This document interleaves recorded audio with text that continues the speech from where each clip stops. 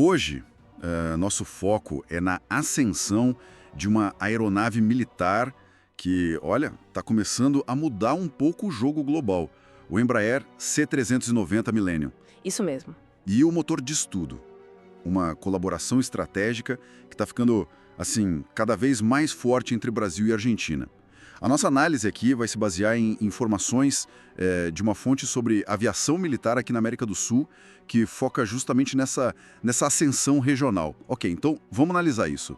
A nossa missão aqui é tentar entender como essa parceria e, claro, essa aeronave estão impactando um mercado que, historicamente, sempre foi dominado por outros nomes gigantes, né? Exato. Nomes bem estabelecidos. E o ritmo de produção é um sinal, assim, muito claro disso. Bem recente, agora, 26 de junho de 2025, a fábrica argentina de aviões, a FADIA, mandou mais um lote de componentes para a Embraer, lá em Gavião Peixoto. E foi o 9º lote, só em 2025. 9º. 9 lotes, é bastante coisa em 6 meses, né? Pois é. 9 remessas. Isso mostra uma cadência, assim, impressionante. A gente está falando de um fluxo contínuo. Vai desde peça estrutural importante, tipo porta de carga, cone de cauda, até superfícies aerodinâmicas mais complexas. Exato. Claramente, a linha de produção está aquecida, mas essa constância toda, ela aponta para algo maior que só logística, certo? Com certeza. Olha, o fascinante aqui não é só o envio das peças em si, mas a consolidação de uma cooperação técnico-industrial que é estratégica aqui na América do Sul. A própria FADEA, na nota deles, eles falam isso, né? Que vem isso como uma base para um crescimento sustentável junto com a Embraer. Entendi. Uma parceria mesmo. E essa colaboração que continua firme, claro, começa a validar um modelo que desafia aqueles pesos pesados tradicionais, Boeing, Airbus, Lockheed Martin. Isso sinaliza uma estratégia de longo prazo, sabe? Para tentar afirmar um novo polo de produção militar relevante aqui na região. E falando da aeronave em si, aqui a história fica realmente interessante, né? O C-390 ele foi pensado como uma resposta moderna do século XXI para o Hércules C-130, que é um clássico, né? Exatamente, um clássico venerável. Uma plataforma para múltiplas missões, transporte pesado, evacuação médica, até reabastecimento em voo. E com tecnologia de ponta. Isso é importante. Quando a gente fala aviônica avançada, né? Estamos falando de sistemas digitais totalmente integrados. E na prática, o que isso quer dizer? Na prática, voos mais seguros, missões mais eficientes e também uma carga de trabalho menor para a tripulação. Isso é um diferencial competitivo bem importante hoje em dia. Isso talvez ajude a explicar o interesse internacional crescendo.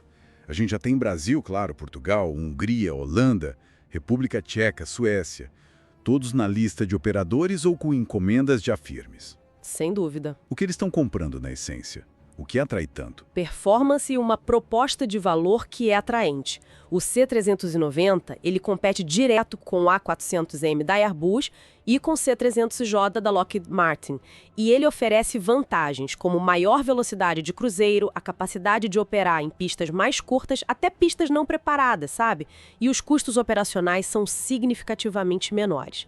Isso pesa muito na decisão. Custo-benefício forte, então. Muito forte. E se a gente conecta isso ao quadro geral, a gente vê uma quebra de barreiras, né? A entrada do C-390 em mercados europeus, por exemplo, que antes eram quase domínio da Airbus, mostra que a busca pela melhor solução técnica e operacional está começando a superar talvez as barreiras geográficas ou industriais mais tradicionais. Interessante. Isso força os concorrentes a reavaliar estratégias deles, talvez até o preço, né? O modelo de precificação. E o significado geopolítico dessa aliança Brasil-Argentina? Você mencionou a FADEA. Isso revitaliza a fábrica argentina também, imagino? Qual o impacto disso tudo? O impacto é imenso. Quebra um paradigma antigo, sabe? A América Latina deixa de ser vista só como consumidora de tecnologia para se afirmar como produtora de tecnologia militar complexa e que é competitiva no mercado global. Isso não só fortalece a indústria aqui, local, mas também posiciona a região de um jeito diferente no cenário de defesa mundial. É um ativo estratégico, sem dúvida. Então, o que tudo isso significa pensando na estratégia da Embraer? A gente vê a empresa muito ativa em feiras internacionais, buscando parcerias. Isso reforça a visão de longo prazo da Embraer. Não é só vender avião, entende? É construir parcerias que durem, oferecendo transferência de tecnologia, se posicionando como um fornecedor confiável em defesa e segurança. É um jogo complexo, né? Jogado em escala global. E para o futuro? O que dá para projetar? Olha, projetando para o futuro, o potencial de expansão é considerável. Existem boas chances de conquistar contratos importantes no Sudeste Asiático, no Oriente Médio e na África. Novos mercados. Exato. Isso poderia ampliar ainda mais essa cadeia produtiva aqui na América do Sul, aumentando a relevância econômica dessa parceria para toda a região. Sem dúvida, as gigantes estabelecidas estão olhando isso com atenção e vão precisar ajustar suas estratégias. Bom, então, resumindo os pontos-chave de hoje. Uma parceria estratégica Brasil-Argentina está, turbinando a produção do C-390. Isso. Essa aeronave, que é super moderna, está desafiando os gigantes do mercado com performance e custo-benefício. E, talvez o mais importante, a América Latina está emergindo com força como um polo produtor de tecnologia militar avançada. Exato. Isso, assim, levanta uma questão importante para a gente pensar, né? Fica para reflexão.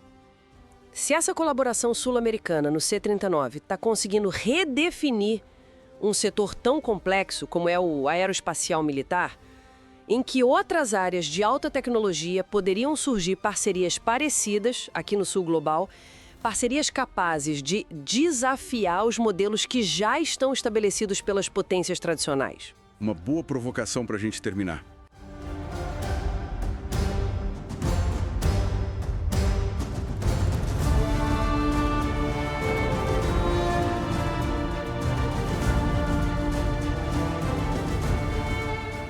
Pelo que eu vi, o foco deles parece bem claro.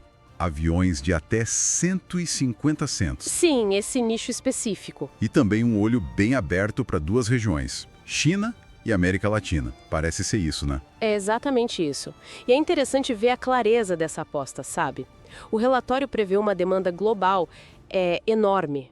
Enorme quanto? Coisa de quase 10.500 aeronaves novas nesse segmento de até 150 lugares. Isso nas próximas 2 décadas. Uau! 10.500? Sendo 8.720 jatos e 1.780 turbohélices. Se a gente pensar em valor, é um mercado aí estimado em 680 bilhões de dólares. 680 bilhões! É muita coisa. É um mercado gigantesco e a Embraer está dizendo, é aqui que a gente vai jogar pesado. E os dados de crescimento que eles trazem por região me chamaram a atenção. China com 5,7%. E América Latina com 4,7%. Isso de crescimento anual do RPK, né? A receita por passageiro por quilômetro. Exato. É um indicador-chave. E isso é bem mais alto que, por exemplo, a América do Norte, que está com 2,4%, e a Europa com 3,1%. Bem mais alto. É aí que a dinâmica fica interessante mesmo. Certo. Porque assim, se a gente olhar o volume total de aviões que devem ser entregues, bom, a América do Norte ainda lidera, né? Deve ficar com os 30,7% dos jatos. Quase um terço. E a Europa com os 22,8%. Ainda são os maiores mercados hoje, em números absolutos. Mas o crescimento está vindo de outro lugar. Exatamente. A China deve puxar uns 17,2% dessa demanda futura de jatos. Isso dá mais ou menos 1.500 aviões. 1.500 só para a China? E a América Latina com 8,8%, que são os 770 jatos. O motor do crescimento está nessas regiões. Entendi. E o legal é conectar isso com o que a Embraer faz bem, né? Essas regiões, China e América Latina, precisam muito modernizar a frota. Sim, expandir a conexão entre cidades menores, imagino. Justamente. E precisam de aviões eficientes que consigam operar em pistas mais curtas, aeroportos com menos infraestrutura. Que é um ponto forte da Embraer, certo? É um ponto fortíssimo. Essa capacidade é chave para abrir novas rotas regionais ali. Certo, isso para os jatos. Mas os turbohélices, o relatório fala deles também, né? Como fica o cenário para eles? Para os turbohélices, a geografia da demanda muda um pouco o foco. A liderança vai para a Ásia-Pacífico. Ah, interessante. Por quê? Eles devem absorver uns 36% das vendas, quase 640 unidades. Isso tem muito a ver com a necessidade de conectar ilhas, áreas mais remotas por lá, sabe? Faz sentido. E depois da Ásia-Pacífico? Depois vem a América do Norte com 15,7%, Europa com 14,6%, China com 11,2%. E a América Latina? A América Latina fica com 9%, o que dá umas 160 aeronaves. Dá para ver que o motor para turbohélice é um pouco diferente, né? Mais ligado à geografia mesmo. Sim, parece mais necessidade de conexão capilar, digamos assim. Exato. E pensando na América Latina especificamente, a Embraer joga em casa, né? Tem uma vantagem ali por ser uma potência tecnológica regional. Tem, sem dúvida. É uma chance clara de consolidar essa posição, talvez até fortalecer a cadeia de fornecedores locais, serviços. É um trunfo jogar em casa. Mas e na China? Você mencionou a China como foco também, mas lá o jogo é diferente, imagino. A China é um tabuleiro mais complexo. Tem barreiras regulatórias, tem a concorrência local crescendo. Tipo o Comac ARJ-21, o jato regional deles. Exatamente. Esse é um concorrente direto. Mesmo assim, a taxa de crescimento lá é tão alta que não dá para ignorar. É um mercado incontornável. E como a Embraer pode entrar lá, então? A aposta pode ser em nichos, talvez. Oferecer os modelos dela, que já têm eficiência comprovada, especialmente para rotas secundárias, ligando cidades fora dos grandes centros. Entendi.